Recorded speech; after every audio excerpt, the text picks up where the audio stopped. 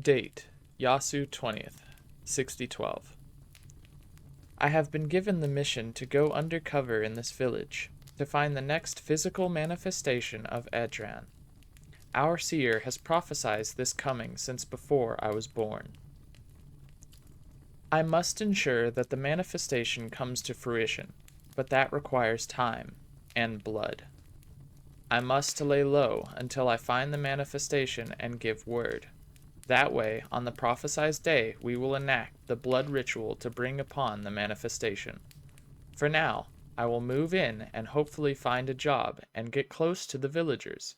Maybe something social, like a bakery, perhaps. They gave me the orders plainly, without flourish. Arrive, observe, confirm, and when the sign appears, signal. The language around the sanctum is never sentimental. It names things for what they are. Prophecy is a machine that must be fed. Devotion is the oil. I was not raised to mistake either for mercy. A bakery will be a good blind. People trust bread. People lower their guard when the heat smells of yeast and sugar. I will stand at the counter, count hands as they come and go, watch who lingers by the fountain and who glances twice at the sky. I will learn the hours when the children throw stones and when the old men trade gossip.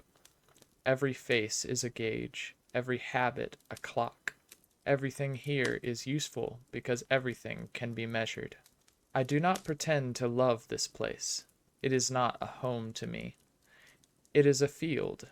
There is no moral softness in that word. Fields are broken, planted, and harvested. The villagers are lines on a list, names that will be necessary when the day arrives. I will keep their habits in the file in my head and wait until the calendar matches this year's script. When the time comes, their blood will not be collateral damage. It will be payment, exact and required. Patience is a weapon. The sanctum taught me how to sharpen time into a blade that cuts. I will smile at customers and fold dough and memorize birthdays as they help me read the greater pattern. I will fold myself into the town's rhythms until I am indistinguishable from them, because the best blade is the one that no one sees. There are things I cannot write here. The sanctum forbids detail. I will not scrawl instructions into a scrap that could be found and read, and yet there is no ambiguity in my conviction. Edren's coming is not a possibility. It is a debt. I have been trained to pay debt with what is asked. If blood is the cost, then blood it shall be. My faith does not waver. It is not subject to the comforts of pity. If there is a choice between sparing a life and fulfilling the prophecy, there is no choice. Mercy would unmake the work we are meant to complete. The sanctum does not demand cruelty for cruelty's sake. It demands efficiency. I will be efficient. I will be precise. I will not be soft. For now, my satchel is full of coins, and my tongue is full of practiced phrases. I will tie my hair back, knot the apron, and learn the names of those whose lives will be led through my hands. I will not tell them what they are worth to me. They deserve ignorance because ignorance makes the offering pure. Lenara. Date, Artre 20th, 6014. I have been here a year now, long enough to learn the rhythms and long enough to be trusted at the counter. That trust is useful, but it is not complete. Yesterday, a village boy asked me to court him. I said yes.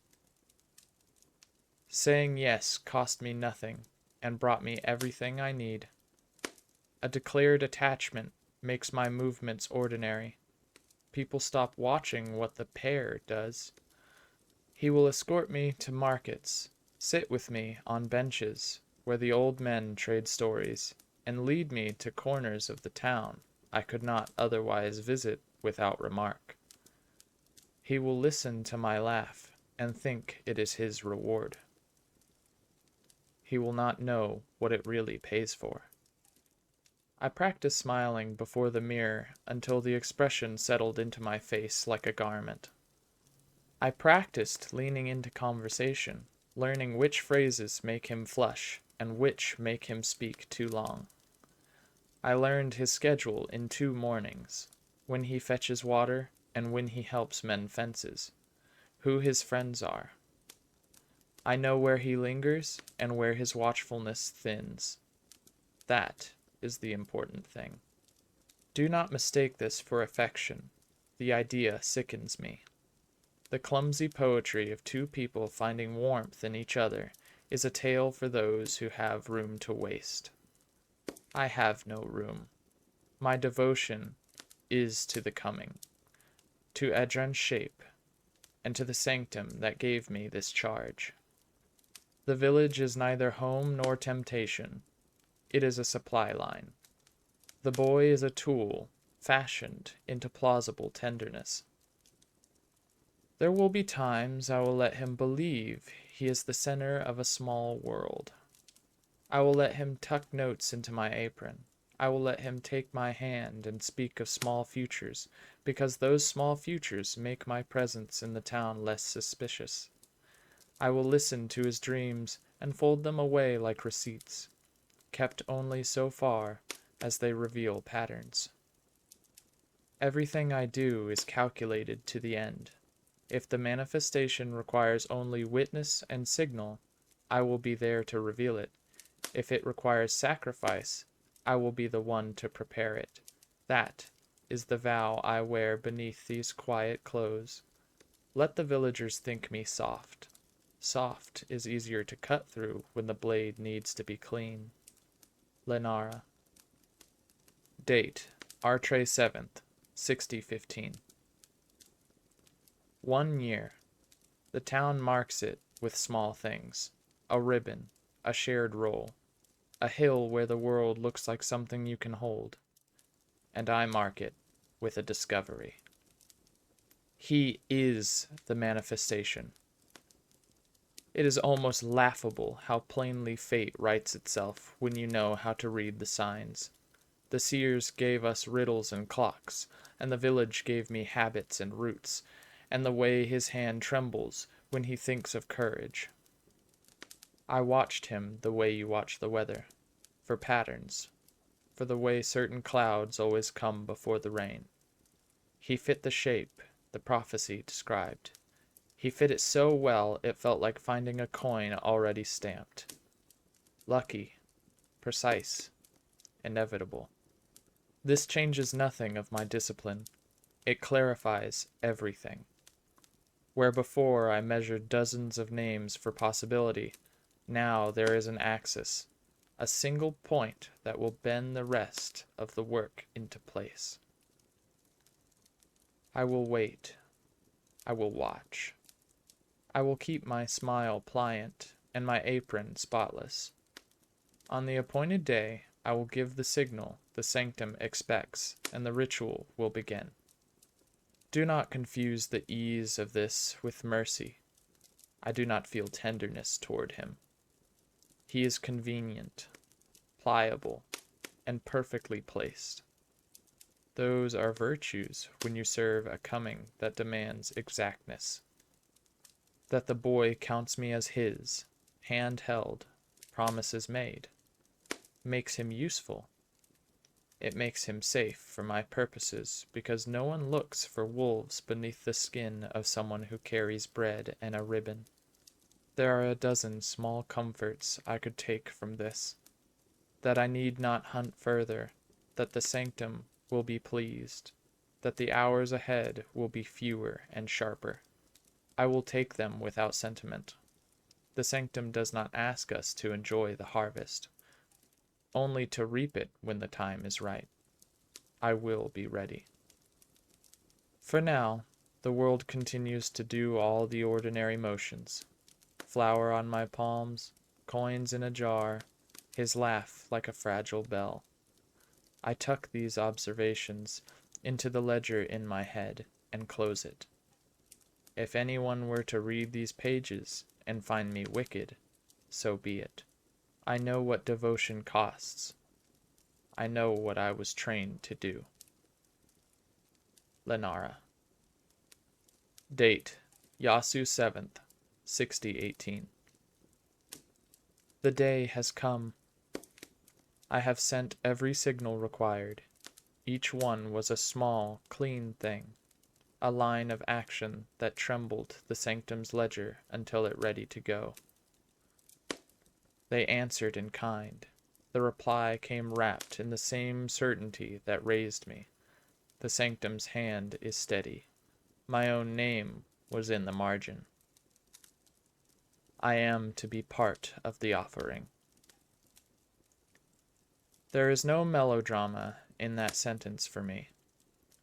It is a notation, a final entry on a list that was written before I learned how to tie my shoes. I was trained for this.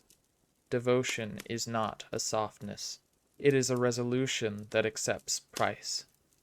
If the coming must be bought with lives, then I will not grieve at the cost.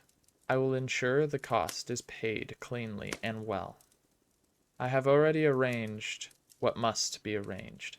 The boy will be where the seers predicted. I have kept him unknowing because ignorance keeps the pattern untainted. My hands are steady. My apron smells of yeast and iron. I will walk into what is necessary.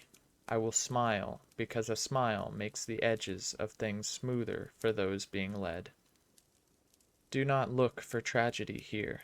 There is only the conclusion of a long obedience. I do not imagine martyrdom. I imagine fulfillment. The sanctum's language is blunt. Manifest, enact, complete. And I speak it back without the need for softer syllables. To make the harvest more bountiful is not a cruelty. It is the payment rendered in the only currency that answers prophecy. If these pages are found, they will ask why I did not turn away. The answer is simple. I was taught to serve a pattern greater than the ache of any single life. I was given a place at the ledger, and I will not let my line go unpaid. Tonight, I will tidy the counter, not the apron, and lay the satchel by the back door. I will stand where the town can see me, and where, when the appointed moment strikes, I will be unafraid. I go willingly because I believe in what we are making. I will smile and see it through. Lenara.